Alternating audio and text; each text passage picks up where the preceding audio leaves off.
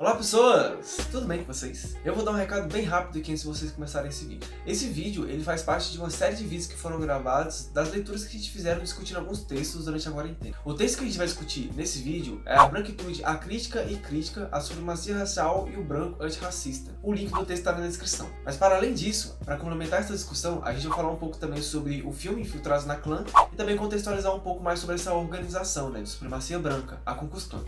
Recado dado, eu espero muito que vocês gostem do vídeo e que também gostem do texto. É um texto bastante interessante. E se você gostou desse tipo de conteúdo aí, se inscreve no canal, deixa seu like, seu comentário, compartilha. E acesse as redes sociais do PET também que a gente divulga bastante coisa interessante lá. Beleza? Então vamos pro vídeo. Pronto. Então, gente, de novo, então, para quem chegou atrasado, a gente decidiu juntar os dois eventos, né? Hoje seria só uma leitura sobre os textos, mas a gente decidiu também unir a discussão com o nosso evento do Cinepet, já que os temas estavam alinhados, né? Então hoje a gente vai discutir o texto e também o filme. Eu preparei essa apresentação aqui, uma breve apresentação para vocês, para falar um pouco sobre, um breve resumo sobre a Ku Klux Klan. Em seguida eu vou fazer um breve resumo também do texto, né, que a gente escolheu para hoje, que é a Branquitude, Crítica e a Crítica. E por fim eu vou falar um pouco sobre o filme de forma bem breve também. Começando com a Ku Klux Klan,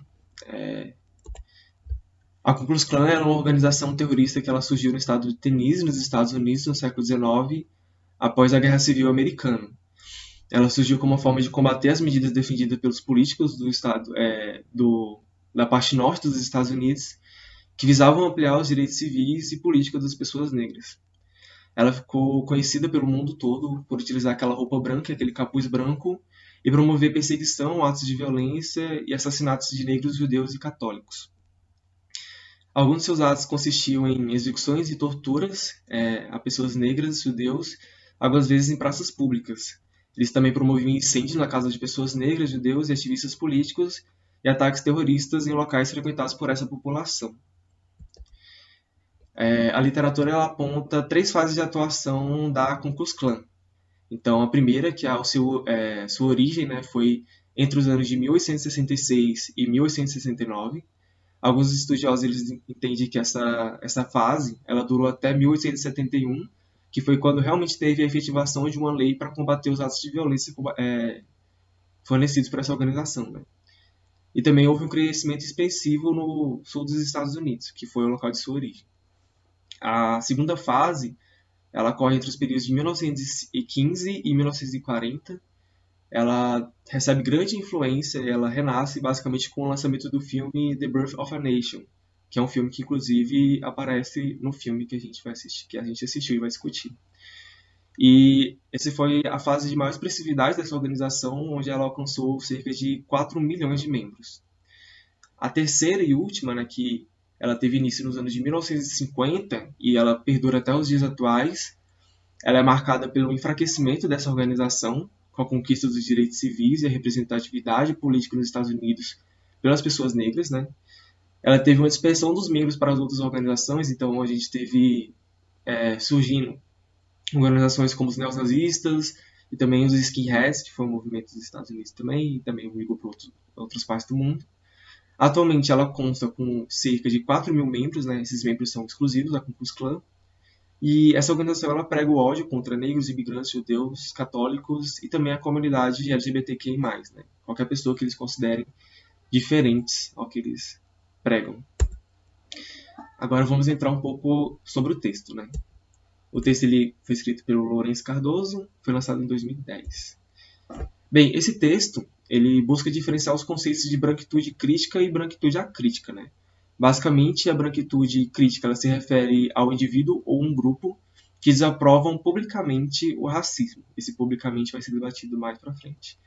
Enquanto a branquitude acrítica, elas são manifestações individuais ou coletivas que argumentam em prol dessa tal de superioridade branca, racial branca.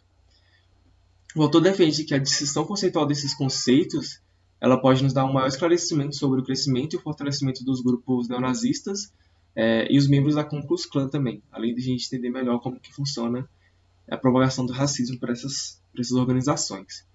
O texto é dividido em 8 partes e eu vou apresentar resumidamente cada uma delas. Então, na introdução, né, ele vai fazer um retrato do branco, né? O Critical Whiteness Studies, ele surgiu nos Estados Unidos, na década de 90. Ele visa analisar a questão do branco diante dos privilégios de raça. Du Bois, em seu livro Black Reconstruction in the United States, que inclusive é um autor que é citado no filme, ele é um dos precursores nessa área e com um estudo que visou analisar os privilégios do branco entre os trabalhadores norte-americanos. Nesse estudo ele viu que, mesmo entre brancos de classe baixa, eles tinham diversos privilégios simplesmente por serem brancos. Então, tinha uma melhor educação, representatividade dentro da área política e jurídica, eram tratados cordialmente, entre vários outros benefícios. Fanon também ele contribui para essa área de estudo, falando sobre a abolição da concepção de raça, que para esse autor a existência dessa separação de raças, né, é o que justifica e contribui para a criação de preconceitos, atos de violência, racismo, etc. Steve Biko também foi um dos autores precursores dessa área, e ele faz uma separação entre raça e cor, que eu não entendi muito bem o que ele quis dizer com essa separação, mas ele faz duas proposições, né? A primeira seria de que não existe racismo no Brasil, ocorrendo de fato somente algumas manifestações de preconceito de cor, e a segunda seria que o preconceito de cor seria, na verdade, uma expressão implícita do preconceito racial que pode levar ao racismo e às desigualdades entre as raças. No Brasil, quem traz esse tipo de estudo é o Albert Memmi, que ele propõe investigação entre o papel do opressor e também o papel do oprimido nas relações étnico-raciais. Inclusive, esse autor ele traz uma nova perspectiva, pois no Brasil a maioria das literaturas eram focadas simplesmente no papel do oprimido, criando assim uma espécie de sociologia do negro brasileiro.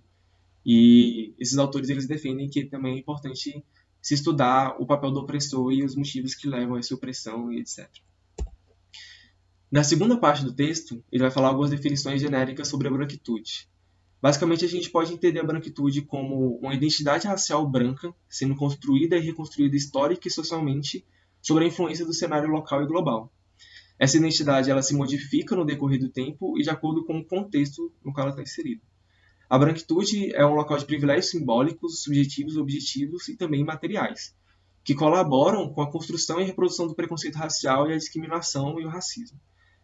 O branco, dentro dessa perspectiva, ele não possui uma raça ou etnia, pois ele não se encaixa em grupos muitas vezes denominados como minoria racial, étnica ou nacional. Ele está resguardado numa ideia de invisibilidade, sendo considerado como se fosse um padrão normativo e único. Portanto, ele não se enquadra em outros grupos, como se ele fosse o padrão e os outros grupos fossem grupos que surgem para diferenciar desse padrão. Essa ideia de invisibilidade vai ser discutida mais à frente no texto também. Eles são considerados um ser humano ideal e é uma das características marcantes da branquitude na sociedade, né? Ser considerado um ser humano ideal. Né? Na terceira parte do texto, ele vai fazer uma distinção entre racismo e branquitude. Basicamente, o que acontece na literatura é uma generalização do conceito de branquitude, que vai considerar que se a pessoa desfruta e se enquadra dentro dessa categoria, uma categoria extremamente rígida, né, que não existe essa separação que o texto propõe, ele basicamente se enquadra dentro também do racismo, que não é verdade, e que essa teoria vai tentar mostrar para a gente também. Existem também diferentes formas de manifestação do racismo, né? Existe um racismo que atua muito mais numa perpetuação dos privilégios que essa raça tem em sociedade, que seria um racismo não violento, e também tem um racismo que realmente tem uma intenção homicida, que é a característica fundamental desses grupos como a Ku Klux Klan e o neonazismo. Então existe essa separação entre o conceito de branquitude. Então a gente tem a branquitude crítica, é aquela que desaprova publicamente o racismo, como já foi dito, e esse publicamente ele coloca entre aspas porque ele vai desconsiderar nessa análise as manifestações de racismo que acontecem no meio particular, pois uma pessoa ela pode publicamente ser contra o racismo, mas no meio particular dela, né, no convívio social particular dela, ela pode fazer chacota, pode minimizar e criticar e fazer outras manifestações que não seja a crítica. Né? E a branquitude é a crítica, que é aquela que não desaprova e, na verdade, sustenta que a condição do branco como um ser superior e especial diante a todos aqueles que não são brancos. O conceito de criticidade dentro da branquitude ele surge perante os acontecimentos da Segunda Guerra Mundial, visando uma manifestação e o posicionamento das pessoas brancas que se enquadram dentro da branquitude frente aos acontecimentos da Segunda Guerra Mundial.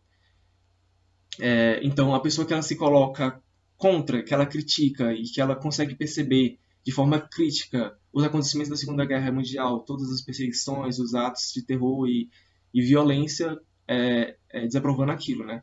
A branquitude, a crítica, não. Às vezes ela defende, às vezes ela nega que os acontecimentos da Segunda Guerra Mundial realmente aconteceram, e algumas pessoas até heroificam e defendem os atos cometidos por Adolf Hitler e pelos alemães. No quarto tópico do texto, ele vai falar sobre o conceito de branquitude no geral, né? Os privilégios e as diferenças. Basicamente, o White Critical Studies eles vão falar que os brancos eles não são homogêneos entre si, justamente por causa desse posicionamento crítico e não crítico. E que, na verdade, a dualidade entre o branco e o não branco é uma consequência de um cenário de colonização. Então, o colonizador era considerado branco e os colonizados eram considerados não brancos. Então, negros, africanos, indígenas, todos esses eram latinos, asiáticos, eram considerados não brancos. Porém, a ideia de superioridade, ela inclusive acontece de forma interna dentro da população branca na Europa Central. Então, ingleses eles são considerados superiores a portugueses e os portugueses também se consideram superiores aos holandeses. Então, existe essa separação hierárquica mesmo dentro dos brancos. Nesse caso, então, ele usa o exemplo de que os ingleses eles viam os portugueses da mesma forma que os portugueses viam os africanos e os indígenas. Essas relações elas começam a ficar mais complexas quando a gente começa a considerar algumas variáveis, como sexo, gênero, faixa etária, nacionalidade, religiosidade e classe. Um exemplo seria pessoas que têm uma faixa etária maior, elas têm uma relação de poder muito mais influente e privilégios do que uma pessoa que tem uma faixa etária menor, ou também em relação à classe. Pessoas brancas de classe superior vão ter maiores privilégios e desfrutar desses privilégios muito mais do que brancos de classe social menor, de classes menores, né? E também existem alguns estudos que falam que existe no Brasil uma manutenção desse status quo, no qual essas pessoas que têm maior influência, maior poder e que a superioridade está mais visível dentro da nossa sociedade, pelo menos dentro dessas relações, né? Elas fazem uma manutenção, ou seja, elas são mais solidárias, elas apoiam mais as pessoas que também são brancas de classe mais baixa. Isso também vai ser trazido mais detalhado mais à frente do texto. McIntosh ela vai falar alguns aspectos que podem ser considerados na identificação desses privilégios. Eu coloquei na íntegra aqui os exemplos que são trazidos no texto, embora não são todos os exemplos que a McIntosh traz. Então, para quem quiser saber mais sobre esses privilégios, essa identificação, é só procurar o texto dela. Então, ela fala: eu posso estar segura de que meus filhos vão receber matérias curriculares que testemunham a existência da sua raça, uma representatividade histórica, né? Se eu usar cheques, credit cards ou dinheiro, eu posso contar com a cor da minha pele para não operar contra a aparência e confiança financeira. Eu não preciso educar os meus filhos para estarem cientes do racismo sistêmico para a sua própria proteção física diária. Eu não sou pedida para falar por todas as pessoas do meu grupo social. Eu tenho bastante certeza de que se eu peço para falar com uma pessoa responsável, eu vou encontrar uma pessoa da minha raça. Eu posso voltar para casa, na maioria das reuniões das organizações das quais eu pertenço, sentir-me mais ou menos conectada, em vez de isolada, fora de lugar, sem demais, não ouvida, mantida à distância ou ser temida. Eu posso me preocupar com o racismo sem ser vista como uma pessoa auto-interessada ou interesseira. Eu posso escolher lugares públicos sem ter medo de que as pessoas da minha raça não possam entrar ou vão ser maltratadas nos lugares que eu escolhi. Eu posso ter certeza de que, se precisar de assistência jurídica ou médica, minha raça não irá agir contra mim. Essas são algumas características que podem ser usadas para identificar a questão dos privilégios da branquitude. A branquitude no Brasil, né? Então ele vai trazer os autores brasileiros que falam sobre essa ideia. Gilberto Freire, ele basicamente foi um dos precursores também em falar sobre a branquitude no Brasil, e ele traz como uma forma antagônica da negritude. Então ele vai criticar essa separação dualista dualista da visão da raça, né, entre brancos e não brancos, diante da mestiçagem brasileira, que para ele não faz sentido, já que a gente tem um povo extremamente diverso na nossa sociedade. Guerreiro Ramos ele contribui para a área também no Brasil a usar o termo brancura. O termo brancura basicamente se refere às características físicas de uma pessoa e que possibilita que ela seja identificada como branca. Já a branquitude, por outro lado, ela vai considerar os aspectos físicos também, porém ela vai considerar outros aspectos dessa condição, como os privilégios que ser branco em sociedade proporciona, né? Mais alinhado com o que a McIntosh estava falando. Assim, uma pessoa ela pode se identificar como branca, dentro desse conceito da branquitude, mesmo que ela não possua brancura, mesmo que fisicamente ela não seja vista como branca, por ela desfrutar desses privilégios também. Gente, tá tudo bem até agora?